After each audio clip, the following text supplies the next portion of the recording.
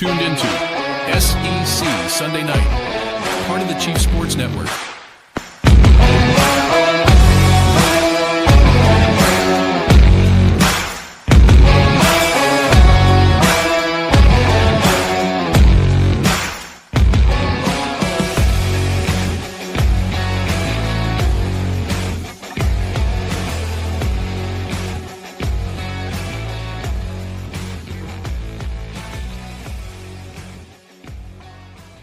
Welcome to SEC Sunday Night Live on the Chief Sports Network and proudly presented by Hewitt Domaduros Law, HDLawSC.com. Make sure that you come and join our family, get into it, be a part of what we're doing here because we are bringing casual conversations to the serious sports fan, and we want to make sure that we raise a glass to you, the viewer, the listener, our friends in the chat box, everybody who is here with us. Look at that, boys. We brought our drinks. And you know what else?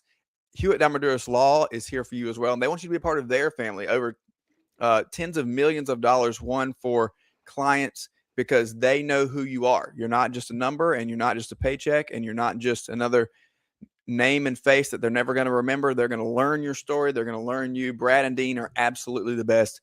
Give them a call today or just go online and check it out, HDLawSC.com, proudly presenting SEC Sunday Night. I am Rob Williams here with my good friend Craig McMichael and our esteemed guest, as always, Casey Cregan is with us to kick it off tonight. Boys, first of all, let's start with some drinks. How are we doing? How are we detoxing and coming out of the weekend? Everybody's doing okay, making sure that we're recovering from the weekend that was. First round of college football playoffs is behind us. How we feeling? What's in the cup? When I need to be quenched, I reach for body armor. It's not Gatorade. It's not Powerade. No, it's body armor. They've got to pay for that. They've got to pay for that. You don't give them that, Craig. Right? Hey. I mean, was that an 8-ounce bottle? Is that like one of those minis? It's a little. You know? It's a wee little. So here's shooter. the best. So here's the best part. The little one caught a 103 fever Friday. So like when we were doing our live shows, she was hanging out on the couch. Poor thing. And so we had to get her some little body armors to go through. So I'm like, oh, we still have some extra ones left. So I definitely grabbed one of those. So I got the. You know what's good for a fever? Gatorade. Cowbell? I'm glad you said Gatorade. It's not Gatorade. It's just water. You can hear my voice. I was yelling at the screen last night for my James Madison Dukes. And no, I'm not really a James Madison Dukes fan. But I was, it was a good day of football, though, wasn't it? Friday was cool. It was a good game. It was great. Exciting. Saturday afternoon was a good game, I thought. I know you guys, I'm in the middle of the fighters here, of the Jake Paul and Anthony Joshua here. I'm not sure who's who coming up. But, yeah, it was a good game. I just have water in the cup tonight, guys, to, Well, marinate the pipes. That'd be a lot of vodka. Before you got on, we thought that you were going to come in and advocate for Powerade. So I'm just glad that you said Gatorade is a good choice. Rob, do you have pancake batter tonight? I don't, but I do have eggnog, peasant eggnog, because there was no high-end eggnog at the Walmart. What is peasant? Is that like thumbs down instead of pinkies up? Yeah, I guess, because I did not plan on buying this brand of eggnog that I purchased. I wanted my high-end eggnog, and they have taken it off the shelves at Walmart because apparently Christmas has ended early this year in the Midlands of South Carolina. That's a shame. I'm upset. Well, you got to go to Publix. Beside myself. That was let out the of the way. Let the Northerner tell you got to go to Publix. Publix will never disappoint you. That Sunday morning when they have that fried chicken coming out and it's fresh.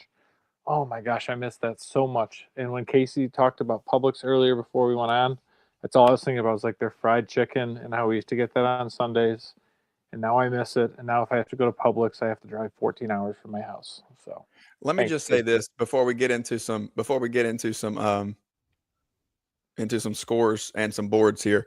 To our friends in the chat box, Queen and Craig, I see you guys over there, loyal listeners and subscribers to Club Chief here on the Chief Sports Network, and we're thankful for you guys as well. And Craig, I do have no days off, but that's just fine because this is exactly the way that I like it. So we're having a great time and glad you guys are with us tonight. Now, I'm off for the next 2 weeks. As we look at next Amazing. week, I don't have to go to work at all. Just get to watch football.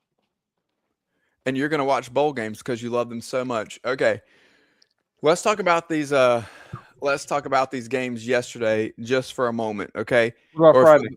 for the whole weekend. Yeah. So we talked about Alabama, Oklahoma a little bit, but we'll recap it again here. Alabama wins the game, obviously 34-24 after being down 17-0. It was the cold takes exposed fiesta of the year. Let me just say, I'm still having a great time, Craig.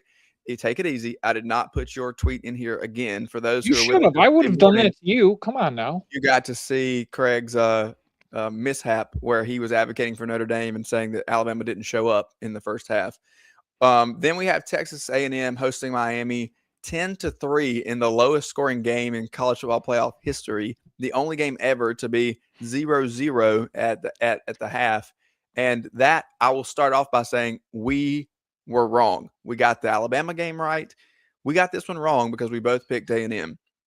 Then we're going to move on to the Ole Miss Tulane game. Let me read this off. Craig and I both picked this game. Rebs 31-17. Joy actually picked it 34-14. So because she had a wider margin, I'm going to give that win to her. I'm going to give that one to her. Not I very think that competitive. you might have been the closest, Craig, on the. No, none of us were anywhere close on the Aggie score. I'm not doing it. Okay, then the Oregon game ended up 51-34. You picked 42-7. I picked 34-10. Joy wins again because she had 42-20, which was closer to the But James if Madison we're just score. thinking about the first team, it was like 30-3 with Oregon's first team. So we're really going to include the score of Oregon's That second. is how the third, and game fourth works. team? Yes, you do No. include all of the score. You don't just do the one until they pull the No, starters. I believe in The entirety selectively of the score, choosing I the believe, facts is to help your included. argument, Rob. Okay, so now that we have that, established, let's see how things melted down before we get into the real hard-hitting analysis. We need to ease into it. Craig Godwin in the chat had a great point that I've had no days off, so we're going to ease our way into this. Casey, I have several boards for you. I'm going to try to keep it Aggie focused for as long as possible before I make the switch. You got it. That's what I'm here for. So MBG tells everybody if the CFP had expanded to 16, Texas A&M could have avoided this embarrassment. Expand to 16 teams now, says Pantone 166. We could have had a first round bye and avoided this embarrassment. 1. Sorry, you got to read it. You do. You have to. Well, here's the thing. That I do game think we stunk. need to expand, but I don't know that would have saved them very much. No, that game stunk. They Marcel Reed is choked, right? awful. Can we just say that they choked. He's streaky, is what he is, and sometimes he's brilliant. He's not And good. you know what? Cole Kublik said this with us on Saturday morning. Yep. Sometimes when he is decisive, he's really good, and when he thinks just a little bit, he's really, really erratic and bad, and he's inaccurate. And that's what When happened. he plays somebody with a winning record, he's not great. Ask Texas and now Miami. He looked horrendous. Carson Beck looked horrendous. And I get it was windy outside, but that game, and I know that, Rob, you thought that was a masterclass in defense, but at least have some semblance of an offense. And neither Carson nor Mr. Reed did anything that challenged any of those defenses, which is why I will totally disagree and say that this was not the great game that you thought it was. Those front fours, though, on each side were really good. I agree with you. I agree with Ruben you. Bain. Yeah, but I mean, when they were missing though, it wasn't like a close miss. It looked like me trying to throw a deep corner when I was a quarterback coach and I played offensive line most of my career. It just did not look crisp. It did not look close. I don't know if it was the offensive coordinator, the offensive coordinators not doing it right, but these guys just looked brutal. Where yes, the defensive lines for both were elite, but it was just it was a rough watch. I loved the touchdown that they scored right after Malachi Tony fumbles. Everyone goes over, including Fletcher, goes over to him, picks him up. He scores the touchdown after Fletcher drove him down the field. I mean, that was a great story. It's Fletcher was also a fun. beast. Yeah, he was great. Yep. All right. I'm sorry. I'll keep this on the train. I'm I'll working keep on this on the tracks here. MBG says contract the CFP. Contract. Sorry, I put the wrong emphasis on the wrong syllable there. Yep. Contract the It's all right. CFP. Charlie Kerfeld says NCAA going to reduce the playoff back to 8 teams next year after watching this. Is he watching the Texas A&M Miami game or the other two last night? I think the other two. I'm not. No, it's Maybe all 12:18 three? p.m. You can see What- it. 12:18 p.m. That's And that was details. Craig, I will highlight here this for you. That would be an 11 a.m. kick for somebody probably on Texags. So Right. this was probably about halftime when he tweeted this, or when he posted this on the board. The way the score was at half, yes. Yeah, it was It 0-0. reminded me of that Frank Beamer meme that's out there, and the score says 0-0, and he's. I got saw both somebody games. with Elko with the 0-0 meme today. Like I saw somebody was up like this. Nobody is contracting anything though, No. right? Because No. the dollars matter. All right, here's a long one. Long one. I just in wet there. the whistle here. Yeah, get the MBG water. says this is who Texas A&M is. Kev Miller says all smoke and mirrors. One day y'all will learn if you have not already. We will never be on the other side of the line. We flirted with making the jump in the mid to late 80s and early 90s, but couldn't win the big game for the most part. Program has been in hibernation since 2000s, aside from decent year every 7-8 years. But stage we fall flat in face. This is definitely after some beers. Hosting a home playoff game, win and go play Ohio State 3 hours up road in Cotton Bowl, and we fall flat in our faces. BAS is very real. This is who we are, and it won't change. This season, we were a product of our schedule. You can't deny that after the last 2 games. We still can't beat Texas. We still can't win the big game. It's why we are viewed the way we are on a national level. We're a regional program, not a national program. This guy is going through it, boys. He's not happy. I had to Google BAS by the way. It's battered What is Aggie it? syndrome. Oh, yeah, that's yeah, right. bad Aggie syndrome. But it's like, you know what's funny is I'll give a shout out to our friends on SEC Shorts. They talked about this a few weeks ago, where like Hope was trying to like come and give, put some like positivity on Texas A&M. Yeah, battered Aggie syndrome was like right there, right next to them. Hope Does this was just getting on the train with him. Yeah. Does that just not sum it up though for Texas A&M? I don't think so. You reset and you reset with Elko, and you have a brand new program, and in year 2 you win 10 games or 11 games and go to the college football playoff. That is a completely different outlook. I think set against the history of how they've choked it away, it looks like what this guy is saying on Texags.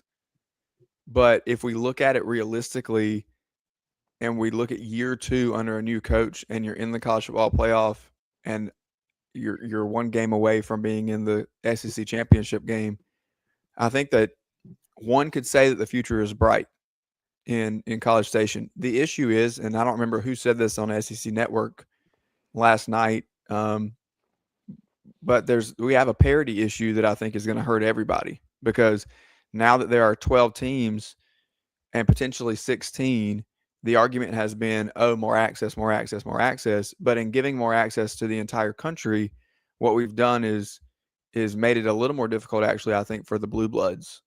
Although they still have an advantage over the rest of the group, I think that because the waterline has come up for everybody, it's a little more difficult for teams to sustain success year over year. And that'll be the question for me, is what do we see them come back and do next year?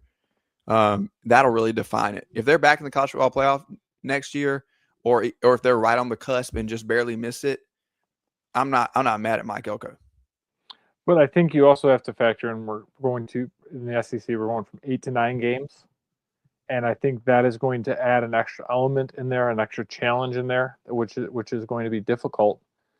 But if we look at Texas A&M as a whole, they did it. They had a volleyball title. That's very fair. They did win. SEC. Oh, sorry. They beat Kentucky too, so it was an all SEC final. And Kentucky was so good. Anyway, continue. We're not talking volleyball, but shout out to the Texas A&M volleyball team. What I like looking at is who's wearing short sleeves versus long sleeves when I checking out that as a athletic director has to order those things. Speaking back of Texas A&M, I look at their last 4 games that they played. You were against the Gamecocks. You were down 31-3. You came back and won barely. You lost to Texas, and then you basically couldn't do a damn thing against Miami in the playoff. So yes, you made the playoff. Yes, you are not 9-3. You were not 8-4. But I struggled to see how this wasn't the same old Texas A&M because they stumbled their way at the finish. Okay, that's fine. I think what Rob's saying, though, the trajectory is still pointing up. I think it is. I think overall it is. All right. Epitome of being an Aggie, Bayou Ags 19 says, finding new ways to make supporting this team hurt even more. Elko, quote unquote, finished 0-2, and Reed sucks. You guys have found my Tex Ags burner. Bayou Ag 19. He's got the ag tag too, so this guy's been on there for a while. You know what the best was? Rob had a response and he was on mute, and we had no idea what he said. He loves the mute button. It's because I'm producing as well, and I'm typing on X, and I don't want the keyboard to go into everybody's ears. It's well done. But yeah, I try my best. But then here I was talking and thinking you guys could hear me. I was just about to say the same thing. That's all that I said was that Craig beat me to the punch of saying that this is his burner because everything that Craig just ranted is in this post. That, ladies and gentlemen, is how you call foreshadowing. It's how you do a show. You give the people a little tease, and then you hammer it home. Okay, Casey. Before I move on to the next one, are they going to be the meltdown of the week? Like it's got to be, right? I don't know, and we may not have a show this week because of the holidays. So I think we're safe. Even if there is no show, I think are we going to give them a shout out? Are they going to get credit? I think they have to be. Hold on. They have to. Hold on. We have one more. We have one more candidate. All right, we got MBG says Brent Venables was not the right hire for Oklahoma. I love this hindsight here. That 5th gen Sooners. Wow, how old does that make that guy? Anyway, he says Venables is not the right hire. This is Lincoln, but flipped all over again. Elite defense, offense won't cut it. His post-game comments make it pretty evident we aren't getting a QB change in the offseason, and by not making that decision, it's apparent he won't make the changes need for certain assistance on the offensive side. He is loyal to a fault, and it will keep us from the natty. Edit. Also fire whatever idiot played jump around in the stadium. What's wrong with jump around? First of all, what's wrong with jump around? That doesn't matter. When have you ever had a stadium have rights to one song? Well, they don't. Camp Randall, that is known between the third and the fourth quarter. That is what they play, and they go pretty hype in there. What is Williams-Brice known for playing? Sandstorm. And how many stadiums and basketball arenas do we hear that song in? We usually just play it after we beat South Carolina in the locker room. That's hilarious. Okay. I disagree with this take, but the most interesting thing to me, I'm going to say the same thing about Brent Venables that I just said about Mike Elko. I understand that he's a little deeper in.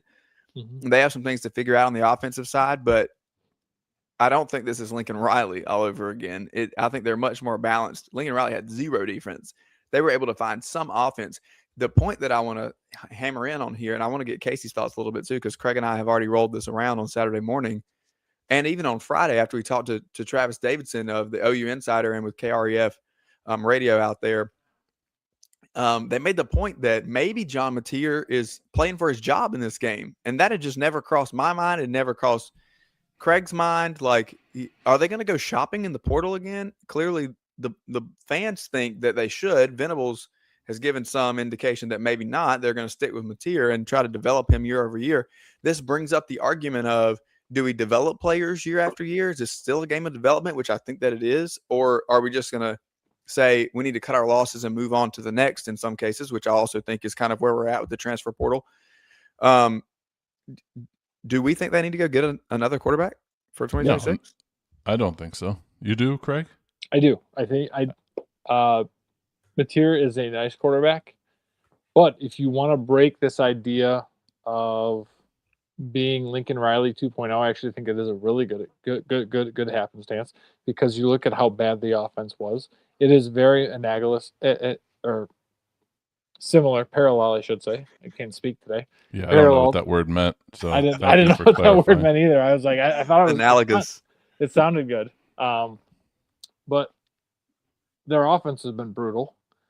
Mateer got him into trouble. It was that pick six. We talked about that. It was the pick six that I think broke the camel's back, because Oklahoma was not the same after that. And but it's not his fault. He dropped a dime on his receiver that could have put them up 24-3, and the kid dropped it. Listen, I don't disagree with you.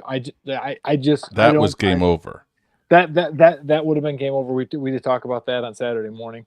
However, it's not Ty Simpson's fault that his receivers dropped multiple passes that would have been major gains, and if they had caught the ball, then perhaps this is a blowout further in the other direction once it got rolling. You know what's wild at the game? So I was like, all right, I got to look at the total stats from this game. Alabama had 262 total yards in that game. Oklahoma had 360. I was like, it just wild. I don't know. I don't believe Mateer's enough. Like, he's good, but again, if you want to go deeper into the playoff, I think he is going to make the mistake that is going to hurt you. I don't think he can elevate it. And he's been in Ben Arbuckle's system. We talked about that on Saturday. Is Arbuckle really developing or making this kid better? I think it was all the injury, though. I really do. You said it on our show last week. He was the week 3 Heisman, and he was probably clear cut at that point. Then he gets hurt, has surgery, and he won the Leonard Fournette Award. I think waist down, he is set up to be erratic throwing the football. Oh yeah, no, he's all over the place. That's what scares me from his standpoint, is that he can be inaccurate. Now the pick six wasn't an inaccuracy. Exactly. The pick six was not an inaccuracy. So if you could take Hoover, it was miscommunication. He threw a hitch, and there was no receiver. Yeah. But if you could take Hoover from TCU or go to Mateer, are you gonna keep Mateer? Well, Hoover's going to Clemson, so that's a moot point. Oh, fair enough. I heard somebody said DJ Lagway was going to Clemson, and I would just love that. He was definitely recruited highly by the staff. So yeah, big time. This is my favorite board of the day, by the way. It's our last one. All right, from the Michigan Insider, MBG says, breaking: trusted sources tell MBG that Kalen DeBoer spelled B-O-A-R, DeBoer spelled D-E-B-O-R-E, has an agreement in principle with Michigan to become its next head coach. It's going to DeBoer, like the hog. The same person who told me Harbaugh was being hired 2 months before it happened is telling me Michigan has a deal in principle with DeBoer, B-O-R-E. He told me Hoke was being hired several months before Rich Rod was even fired as well. Take it as you want. I trust him. And be honest with you guys, before you guys break this down, BB 1971 US, I get all my trusted sources from the message boards. So you might as well just say DeBoer. I'm not sure it's actually Kalen DeBoer, but it's somebody named DeBoer to Michigan, confirmed tonight. Confirmed. The multiple DeBoers is what gets me. All the spellings and couldn't get it right ever. Just tried multiple things and still got it wrong. He was just hedging his bets and just tried to spell it any way he could think of. You can't even say right. You can't say autocorrect got you. I mean, because with the DE. You know what got him? 1971, and he's on the computer. It's either he graduated from Michigan in 1971 or was born in 1971. That's a good point. I think speaking about this hire, Dan Wetzel came out this morning and said that Michigan is not close. DeBoer, whatever his name is spelling, he's out for another at least 2 to 3 weeks. Dillingham is comfortable at Arizona State. Chip Lindsey, who was an option, just signed. It would become the offensive coordinator at Mizzou. I mean, are we looking at Biff Poggi I being think the we are. interim? I think we are. But I don't think that's bad. It's just not the name. It's not the splash. I mean, they love him there. He is that Michigan man, But it's nothing with Biff as a coach when I say it's bad. Michigan football, Michigan athletics has a culture problem stemming back from Jim Harbaugh. Everyone that Jim Harbaugh has touched within that football program has gone in front of the NCAA or has become increasingly problematic, allegedly. Well played. Biff was Harbaugh's right-hand man. And I know like there's this fascination of like we have to be a Michigan man, we have to be connected to Bo. Bo was there 40 years ago. It might be an opportunity to try something different. And I understand that Ward Manuel has done a great job. He's got the basketball program number 1. He's got the hockey program number 1. But if you look at the football program that drives the University of Michigan that is there, they need something different. And I don't know who that name is, but having Biff there is basically the idea that I'm going to keep everything Jim Harbaugh, and we're going to keep pushing that train, and we're going to keep having the same issues and the same problems. But who's the answer? Who out there is the answer for them? Try to spell it correctly. And I'll be honest, this is a challenge. What about? I don't mean to put you on the spot, but you're closer to it than we are. I don't think DeBoer's going for what it's worth. I think that he improved his environment in Tuscaloosa drastically by winning that game on Friday night, and it just completely changed of how everybody feels. Now you have a chance to go up against a number 1 Indiana team, which we're going to get to in just a little bit, and we are up against the break. But because of the win in the first round, you take so much sting out of if they lose, and they lose to a number 1 who I think a lot of people think is the best team in the country. Yep. And if they win the next game, then it's just icing on the cake, and then it's going to be okay. Let's see what we can go get done here because now we're in the semifinals. Yep. So I've got 2 names for you. Ready? I needed to think about it for a minute, and I appreciate my buddy there helping me out. 1, Kyle Whittingham from Utah. Short term. But again, that allows for a culture reset. His philosophies identify with what Michigan wants out of their football program. The other question that I would have, and we know Queen is just saying that because he wants to drink out of Como.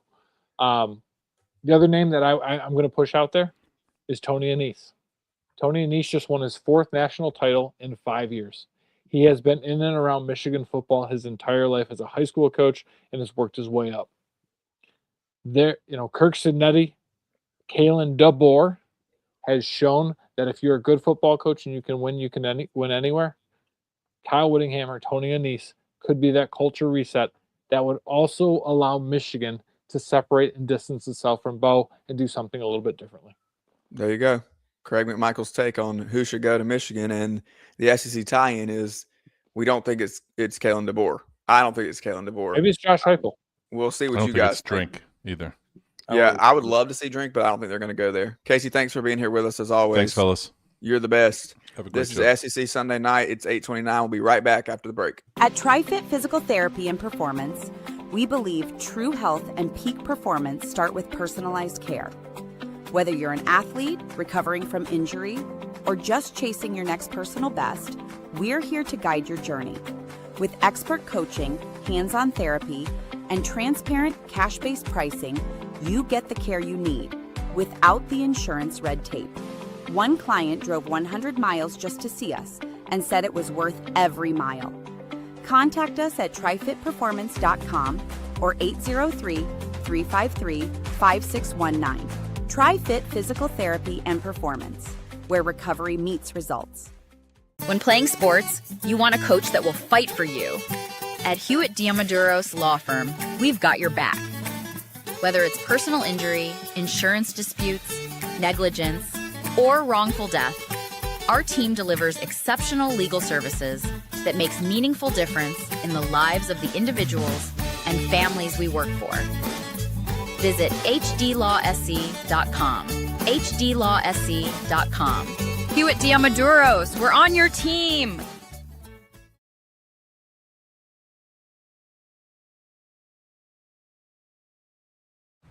This is SEC, Sunday night, part of the Chief Sports Network.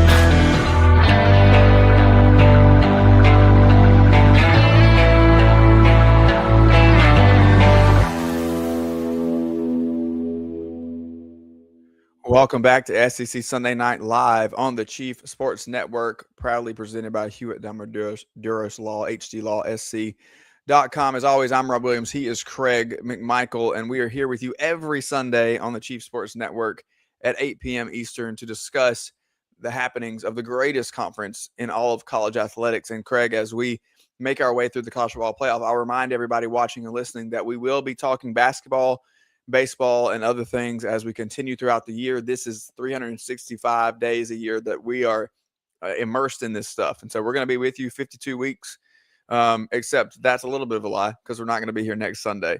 We will have continued coverage of the college football playoff, though, so be on the lookout for our upcoming schedule as we get ready for that next round on New Year's Eve and New Year's Day, and get ready to recap that and move towards figuring out who's going to be in that Final Four of this year's edition of the college football playoff. Let's look at some losers, though, Craig, as we've already discussed them a little bit. We haven't discussed a ton of the winners, and we need to take just a few more minutes to pay homage to those who are no longer participating in this tournament as we move forward. Okay, and then at the end of the show, we'll get on with the teams that won and the teams that we expect to see in about a week and a half, and we'll look at those lines and start making some thoughts and predictions and look at the bowl games as well. But right now I want to talk about Oklahoma and Texas A&M, and then I want to talk about these fly like a G6 teams. But let's begin with the Sooners and the Aggies. We talked about this a little bit. Is this year successful for them? Do we count this as success, or do we count it as a failure? Perspective is everything. Expectations are everything. And neither of us expected Oklahoma or Texas A&M to be in this playoff at the beginning of the year. Neither you nor I had them anywhere close, to be honest. We had Texas A&M exactly where we've had them for the past century at 8-4, 7-5, and we both had Oklahoma teetering on bowl eligibility. So here we are: success or failure. Okay, let's start. Can we start with Oklahoma since they played Friday night? So Oklahoma against their biggest rivals this year. Texas, how'd they do? 20-point loss. They go up against Alabama. They've got a home playoff game. And that was a phenomenal atmosphere, by the way. I loved seeing all of the home playoff fields, whether it was in Norman, whether it was in Oxford, whether it was in College Station. I thought that was fantastic. We can talk about that in just a minute. And then you go up 17-0. Everything is going your way. Craig and everybody else says Alabama is done. Stick a fork in them. They're all set. We drop a punt or whatever the heck that was. We miss a deep pass. We throw a pick six. And all of a sudden, it just feels weird. And yes, you made the playoff. You got a home game. Good. But is that what we're hanging our hat on now? I know you and Joy did a really great job, and shout out to Joy. Shout out to you for the SEC Sunday night that you guys did yesterday morning from 10 to 11. I thought you guys did a great job. But you talked about this. Are we going to be putting up a banner talking about, hey, we made the playoff? I think that we are. probably are because, listen, I get it. In athletics, you want to celebrate every little victory. But I'm looking at momentum towards 2026. Where is the momentum for Oklahoma? The offense is still stagnant. Again, I'm going to agree with Travis. It's not that I think John Mateer is a bad quarterback. I just don't think he is the type of quarterback that is going to be able to elevate your team to grow beyond their deficiencies. If he was that way, they wouldn't have been averaging 250 yards a game. He wouldn't be throwing 1 to 3 costly interceptions a game to put them in a bad spot. And if we're going to stay status quo, that's one thing I'll push back on our MBG pod. You know, Venables has cycled through coordinators. He's been through about 7 or 8. He probably stabilizes this year. Ben Arbuckle probably isn't going anywhere. But beyond 9 or 10 wins next year, especially an extra SEC game, I don't know that I see this momentum push for Oklahoma. Tell me where I'm wrong. You know, I think that I'll quote Joy again because you and I both interacted with a tweet that she put out this morning, which was a jab at Texas A&M, but she said something along the lines of, good morning to everyone whose team has won a college football playoff game. Yep. I think it all depends on where the line of success is drawn. As Queen, who is clearly a Gamecocks fan, chimes in with, I would fly that banner from my roof if we made it. I understand the difference, right? And I think that point is well taken because every program is going to draw their line differently. And for Oklahoma, we have to ask the question: is the line drawn at making the college football playoff or advancing in the college football playoff? They've been there. They showed that. And that's my point. That's my point, is that we've been there, done that with this team already. Not with this coach. So that's my only caveat is does it bode well for BV that he makes it, you know what I mean? Where he has not been able to break through that barrier just yet. And so that's the momentum push, is that it's this staff and this coach and this quote unquote new culture in Oklahoma that can kind of drive with that a little bit instead of resting on somebody else's laurels and something that happened with a previous staff. I do think there's some merit to that. Yep.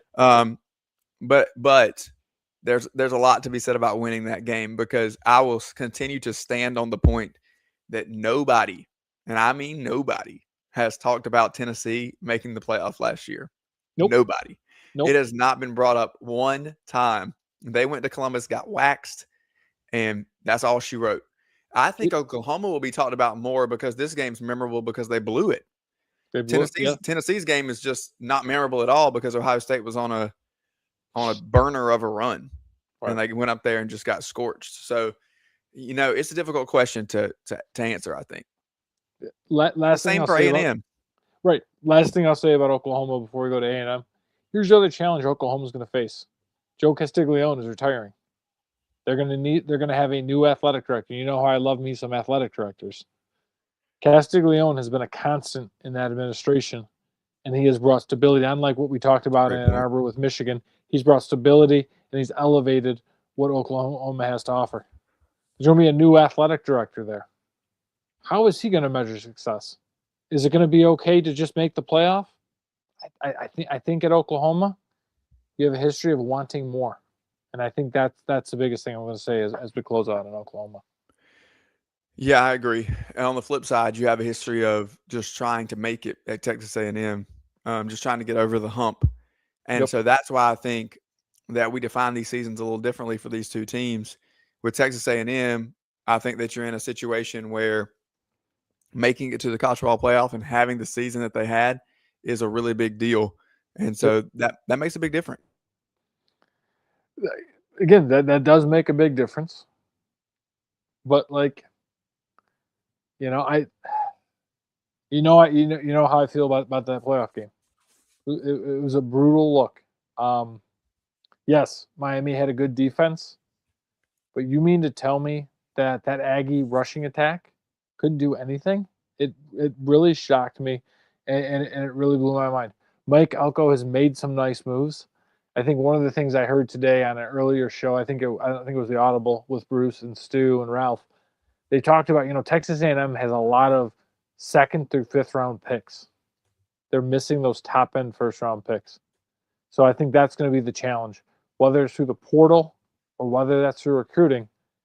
Where is going to be that top end talent and that top end speed to bring Texas A&M over? Because yes, this was nice this year, but next year's going to get a whole hell of a lot tougher. Okay, yeah, and the last thing I'll say about Texas A&M before we move on to the Fly Like a G6 segment here is I'm gonna advocate for them just a little bit because Cole Kublik made a great point again Saturday morning about the speed of Miami's defense. I'm not saying that it was a clinic of calling it from a defensive standpoint, and you made the point like this was just bad offense on both sides of the ball, and I agree with you. I think it was bad offense.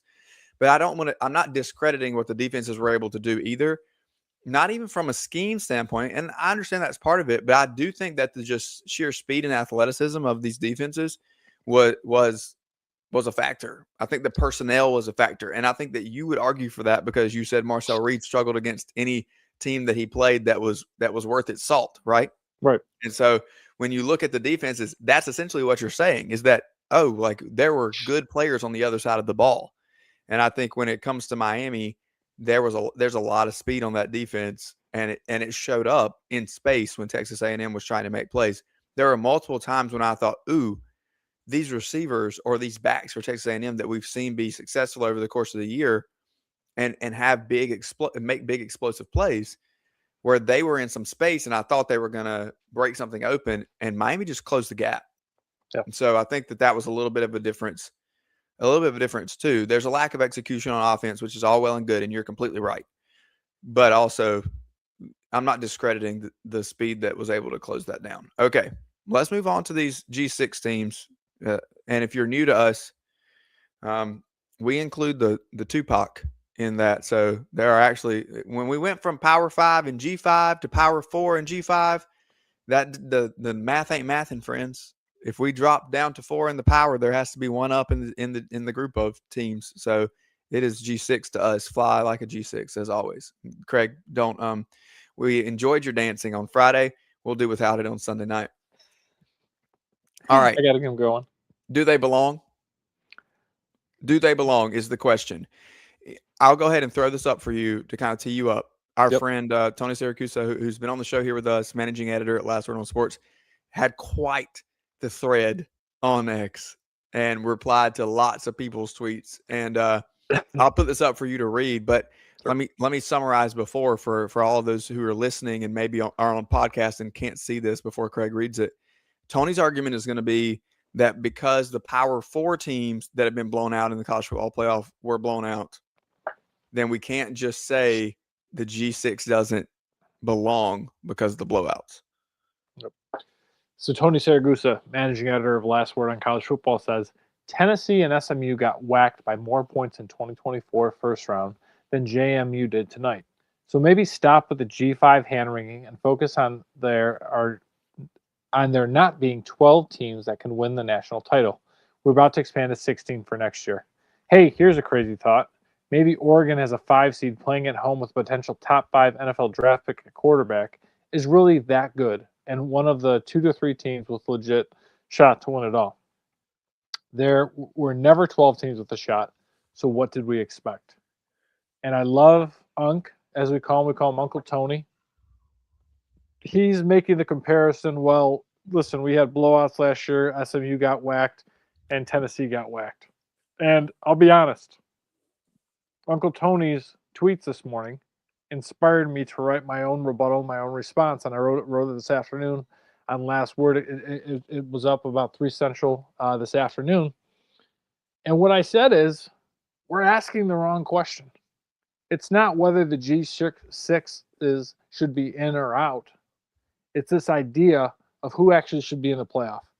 And whether we go to a 12-team format or a 16-team format, the biggest thing that we need to get rid of are these automatic bids, these AQs.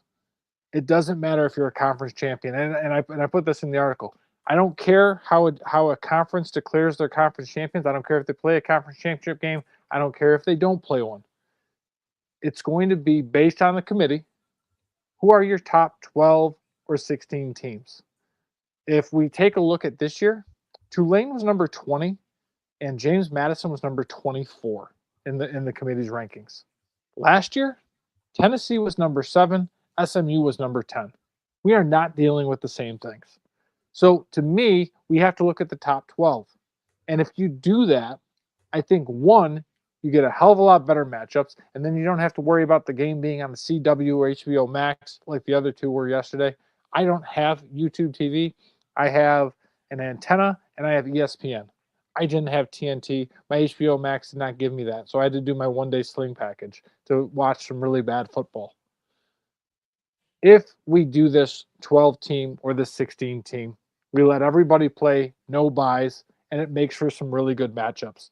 If we did the 12 team format, SEC still gets 5, Big 10 still gets 3, Big 12 gets +1, 2, ACC and the independent Notre Dame, Rob's favorite, both get 1.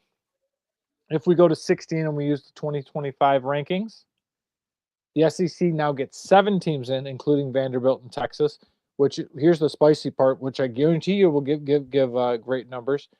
Texas would have to go to Texas Tech. Who doesn't want to see that game in Lubbock? I know Michael Crabtree does. Big 10 gets another one, 4. Lincoln Riley finally finds a playoff at USC. Big 12 gets 3 teams. They get BYU and Utah added in. ACC and Notre Dame still get 1. It just makes sense. Give me the top 12 teams. Give me the top 16 teams. I don't give a damn whether those all 12 or 16 teams can win a championship. But here's what I do know. From a television perspective, from an on-field perspective, those games will be much more interesting, much more intriguing than whatever we had this weekend. Yeah, I don't disagree with you. I think that the problem here is not with G5, G6 versus the Power Fours that got in last year. I think we just don't have the best 12 teams.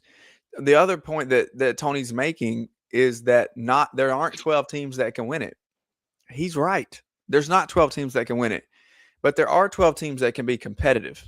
Yep. And I think there's a difference between a Power 4 team catching a bad matchup and having a bad night and being ill-prepared and a G5 or a G6 team that just can't match up. A couple points that I've seen on X that I agree with that I'm gonna pull back here. Number one, Josh Pate has been an advocate of this. It is not can the G5 teams be competitive. It's have they gone through enough of a gauntlet and a struggle and proven themselves over the course of the season to merit getting into a college football playoff? I think the answer is no, they have not. James Madison's strength of schedule was 122nd in the country. And did they have a couple of signature wins? Did they win the Sun Belt, which is a good conference, but it doesn't belong in this Power 4 discussion?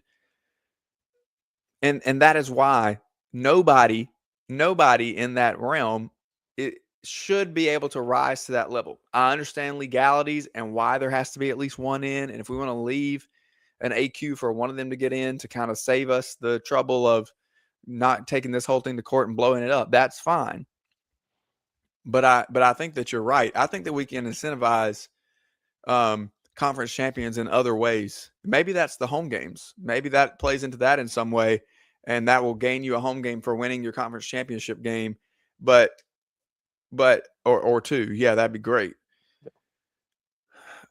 But I don't think that it means that you just automatically get in, because we can have things happen like this. Okay?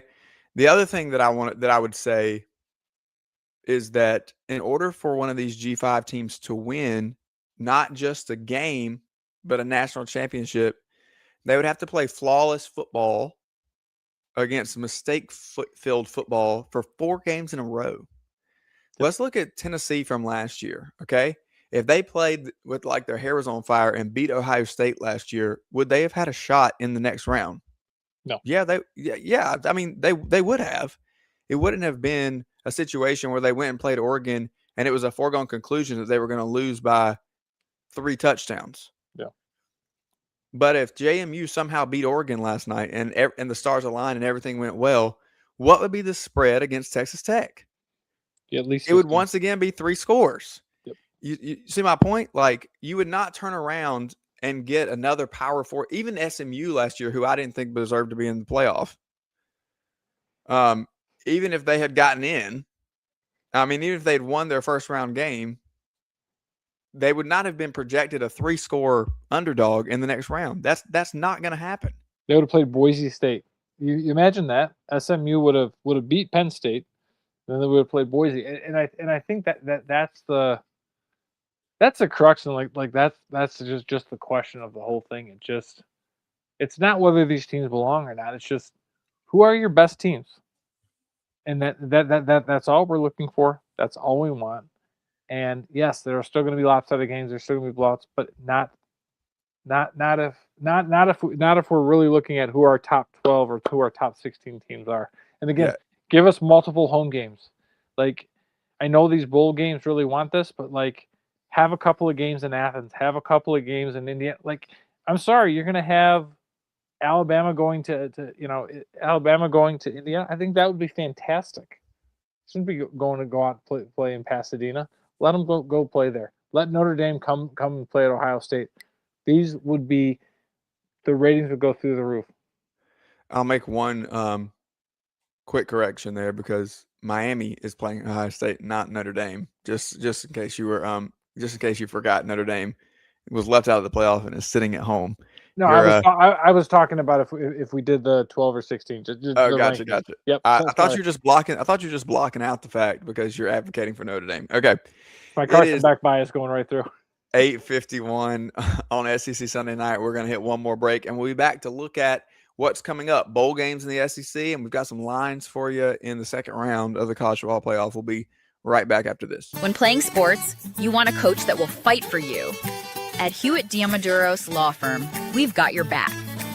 Whether it's personal injury, insurance disputes, negligence, or wrongful death, our team delivers exceptional legal services that makes meaningful difference in the lives of the individuals and families we work for. Visit hdlawsc.com. hdlawsc.com. Hewitt Diamaduros, we're on your team. Oh, man. The building is on fire. Emergencies and accidents happen. When you're in the middle of a fire or water event, all you want is for things to return to normal as soon as possible. Resto Pros of the Midlands is with you, guiding you through the process and working with you to get your home or office back in working order. They'll answer your questions, discuss procedures, and can act as your advocate when it comes to processing your insurance claim. Resto Pros Midlands SC.com. Open 24/7 when you need them. Quality that is guaranteed. At TriFit Physical Therapy and Performance, we believe true health and peak performance start with personalized care. Whether you're an athlete recovering from injury or just chasing your next personal best, we're here to guide your journey. With expert coaching, hands-on therapy, and transparent cash-based pricing, you get the care you need without the insurance red tape. One client drove 100 miles just to see us and said it was worth every mile. Contact us at trifitperformance.com or 803-353-5619. TriFit Physical Therapy and Performance, where recovery meets results. Yo, what's up? Baby, let's go.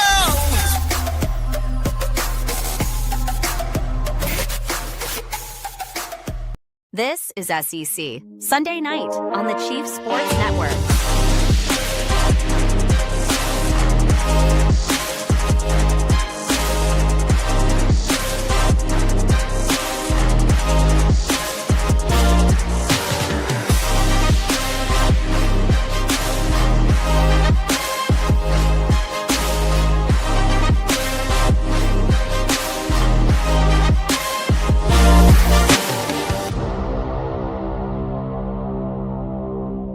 Welcome back to SEC Sunday Night Live on the Chief Sports Network. We have a few games here to discuss. Before we get into the bowl games that are coming up, let me just go ahead and throw up the lines according to FanDuel here on the screen as we look forward to the next round of the college football playoff. Miami will be against Ohio State here. Ohio State 9.5-point favorites. Oregon just a 1.5-point favorite over Texas Tech. But as a 5/4, Indiana comes in 7.5-point favorites against Alabama, and Georgia a 6.5-point favorite over Ole Miss. I've got some thoughts here But I got some thoughts here. Yes. But Craig, what jumps off the page to you before we get into bowl games? Ohio State's going to wax Miami, and it's not even going to be 9.5. 9.5 is not going to be enough right there. I think that Ole Miss Georgia game is going to be a little bit closer. I loved everything that I saw from Pete Golding and the Rebs. We didn't really give him enough credit, but he made it all about his players. It was not about him. I think Pete is going to endear himself with Ole Miss and the Rebels. I expect that one to be super close. I'm still trying to wrap my mind around the idea that Indiana is favored over Alabama. Rationally, I know this could be true, but historically, my mind says, are you serious? Yep. I don't want to give away too much here, but I do think that we're going to have some interesting matchups, to say the least. It looks highly competitive. Everything here is right around one score, except for Miami, Ohio State, still single-digit spread. So I think that we're going to have some competitive games, and I think there's some definite opportunities for what I would deem as upsets. Maybe not, according to those lines. So we'll see. We'll see how it plays out. We'll be back with you to discuss some of that before we get going around the new year. But Craig, I want to look at some of these bowl games because we may not get an opportunity to discuss these as much. And we've talked about bowl games as something that I love and want to advocate for to continue, and something that you have said that maybe you can take or leave, but continue to watch. I do. It's so.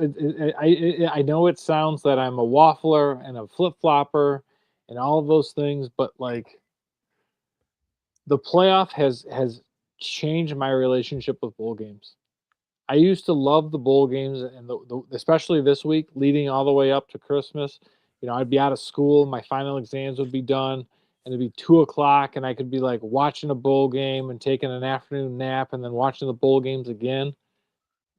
I find myself continuing to go back and watching them, but some of the luster and the appeal has gone away. And I think about New Year's Day, most importantly, and how when we had those college football playoff games when we were on a 14 playoff on New Year's Eve, those January 1 games just didn't hit right. And I know that they called the New Year's 6 bowls or whatever they were called. They just didn't feel the same. So yes, do I love college football? Yes, I do. Do I love them? Yes. But can I also see them going? Yeah. Well, here's what I want to do. Okay. Let's have some fun on our way out tonight, okay? Let's do it. Let's pick them. All right. Let's Let's pick go. them. I got the pad here ready to go. I'm going to jot down. I'm going to keep track. And Do you want to call Joy to see since she knows ball? We're gonna come back. I will get Joy's picks, and we'll see if she can beat us. How about that? Okay. We're gonna start off with a matchup that is very near and dear to our friends here. We've got Virginia and Missouri in the Gator Bowl. Missouri is a 4-point favorite. That is Saturday, December 27th at 7:30 on ABC. Craig, who you going with? Who's or MIZ? I'm going with the Fighting Maggie Johnsons because I do not want to be on Brett Sarver's bad side. What about you? I'm going Mizzou as well. Yeah, for sure. I think that just from a personnel standpoint, here's the thing that we have to say about these bowls. We don't know. Today is December 21st. Opt-outs and changes and even position coaches moving and coordinators changing and all the things. There's a lot of question marks. A lot of things that can move around here. Is going to be in the portal. He will not be there, but don't worry. Maggie Johnson will be under center. She's ready. There you go. There you have it. Okay. LSU faces off with Houston in the Kinder's Texas Bowl. That is also the 27th, 9:15 ESPN. Houston, a 3-point favorite. You tell me what we're thinking here. Is it going to be the Bayou Bengals? Baby. They're going to give the boot to the boot. You know, isn't that UH? Isn't that what they do? Yeah. I think this is and I think this one's really interesting to me, because LSU is in such an interesting spot, right? Then they're starting off this new. Do they Is care it about this chaotic? game? Huh? Do they care about this game? No, Like, that's right. is there momentum to go out and perform? Maybe if you're a player for Lane Kiffin, I think for that reason, I'm going with LSU. No, but here's the thing. Have you seen Michael Van Buren play quarterback? He I've is seen it. terrible. He's terrible, as they would say. No, LSU is not going to be able to move the ball. Give me Fighting Willie Fritz's, baby.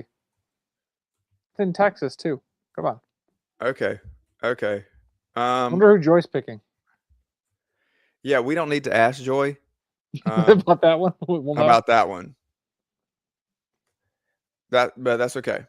We'll hit her up for the rest of the picks. All right, Tennessee, Illinois in the Music City Bowl. This is the 30th, 5:30 ESPN. Tennessee's a 2.5 point favorite. This one's interesting to me. No defense on Rocky Top. Can Bielema and his boys get something going? Maybe. I'm not sure. I Bielema going to upset another SEC coach? I like Aguilar and that offense for Tennessee. That's for sure. You don't like Bielema, do you? I'm not the biggest fan. No, I'm not. Not a huge fan. You guys were feuding a little bit last year. I know you were a little angry last year down in Florida. It was a little childish. I'll say that. Give me Burt. I'm going to take Burt over Rocky Top. Okay. That's 2 picks against the SEC. Keeping tabs on you. I'm going to go with you know where I live. I'm going to take Tennessee actually in this one. All right, now here's one I know I'm going SEC, and this isn't even a question for me. The ReliaQuest Bowl on New Year's Eve at noon on ESPN. This one will be so much fun. Iowa and Vanderbilt. Vanderbilt is a 5.5 point favorite. The biggest spread that we've had so far in these SEC bowl games that I'm got here for you. So, what do you think? Does Pavia get his one last victory? And can you humble yourself enough in your thoughts of him to pick him? And Jared Curtis, I trust. Maybe he'll start. No way. Who are you picking? Who are you picking? Vandy. Okay. Surely we don't think that's going to, come on now. Oh. Okay. So I said that 5.5 was the biggest spread we've had so far. We're going to continue with that trend. Texas and Michigan in the Cheez-It Citrus Bowl on New Year's Eve at 3 on ABC. Texas, a 7.5 point favorite over Big Blue in shambles. We talked about Michigan a lot earlier. That's your territory. Yeah. You tell me. First off, let me just say, it's excellent that Boom is coming back. Sark fired Pete Kwiatkowski and the defensive line coach this week, and apparently is bringing in Will Muschamp, who will now be the highest paid defensive coordinator. I don't understand. This is nothing against Muschamp. This is nothing against Boom. I love him. I think he's fantastic. I wish he would still be the defensive coordinator, assistant defensive coordinator at Georgia. Pete Kwiatkowski is a very good defensive coordinator. Texas's defense was, yes, they took a step back this year. But to fire him, I just don't understand it. I don't get it. Whatever that being said, Michigan is an absolute dumpster fire. I expect this one to be Texas big. My boy Arch is actually taking a pay cut so that Texas can go in the portal and get more guys. So I'm going to see Texas big in this one over Michigan. Okay. Me too. I'm going with Texas. Tom Brady behavior out of a Manning. Who'd ever there with Pete and Boom? It just is weird. I think that Muschamp is an upgrade from just about anybody in the country from a defensive coordinator standpoint.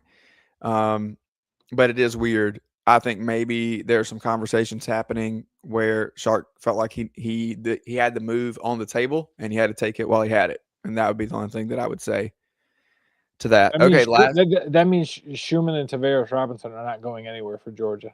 Correct. Because I think if either one of those two were going, Muschamp would have stayed in Athens. Last one, or is there a chance he wasn't going to Vanderbilt. No, he wasn't going to Vanderbilt. No, I'm saying, what if Shark goes to the NFL and Muschamp steps into that Texas job again? We've seen him as the coach in waiting there before. Okay, last one, January 2nd on ESPN at 8 p.m. in the Duke's Mayo Bowl. Not Notre Dame. Wake Forest and Mississippi State at 5 and 7, getting into the bowl season. A lot of offense from Mississippi State. Not a lot of defense. As we saw in the offseason already, they've made the move, fired the defensive coordinator, bringing back in former head coach Zach Arnett, who has not been gone from Starkville for very long, longer than Brent Pry was gone out of Blacksburg, but still not been gone for very long. So can they play enough defense, the Bulldogs? Can they take their cowbell and ring it loud enough and get a stop or two? I do think their offense will be able to score on Wake Forest. Just one more time, that line is Mississippi State by 4. God, Wake Forest is such a weird team too, aren't they? Yeah, absolutely. Like they've gotten blown up by Florida State, and then the next week they beat somebody. I can't remember who it was, but they got like blown out, and then they blew somebody out the following week. So it's like, what is Jake Dicker going? Jake Dicker's done a phenomenal job. Tony, I'm sure, has done it. Enjoys covering that team. I'm going to say this, and this is going to be my pick. Grab your Frosty and ring the cowbells because I got a fever. Well, you know that I'm going to go there because I've been on Mississippi State all year. Yeah. Even from the preseason, I've seen something there, and I think I was right. It's just it just didn't quite come together in a couple of instances where they could have pulled upsets or they could have won swing games in 50-50. But you can tell that they have more talent than what the projections had for them, and they still overachieved. Okay. Yeah, they could have been what, 7? They could have been 6 and 6, 7 and 5. You think about that Tennessee game. You think about the Texas game. Those are 2 games. And neither one of us have given much love to Jeff Lebby. So next year will be a big year for him. See what he does. And I think that the freshman Kamario Taylor, who came in some and played a little bit of quarterback here at the end of the year, they started easing him in, will be the starter next year. And I'm excited to see what Jeff Lebby can do with that type of athleticism, and if they can get him to really be a true dual threat for them. Be a really good opportunity. The kicker is going to be, can Zach Arnett flip that defense for next year? And if he does, they'll be in a hell of a defensive coordinator. They'll be in a lot more games. They will be in a lot more games because the offense was not overall an issue this year. Okay, there you have it. I am all SEC on my picks. Big shocker there. Craig picks 4 out of 6 from the SEC with Houston over LSU and Illinois over Tennessee. And his pick's much more balanced for you, probably more realistic outlook, but we'll see how it goes. This has been SEC Sunday Night, 5 hours with you guys this weekend, breaking down the college football playoff round 1. And as we look forward to a new year, we'll look forward to round 2 with some fantastic matchups. Still 4 teams alive from the SEC. I'm sorry. Still 3 teams alive from the SEC with an opportunity to get an opportunity to get 2 into that Final Four. Can they do it? That's kind of on Alabama to answer that question. We'll be back with more. Make sure you check out all of our socials as we release the upcoming schedule for 2026. I'm Rob Williams. He's Craig McMichael, and this is SEC Sunday Night. We'll see you next time.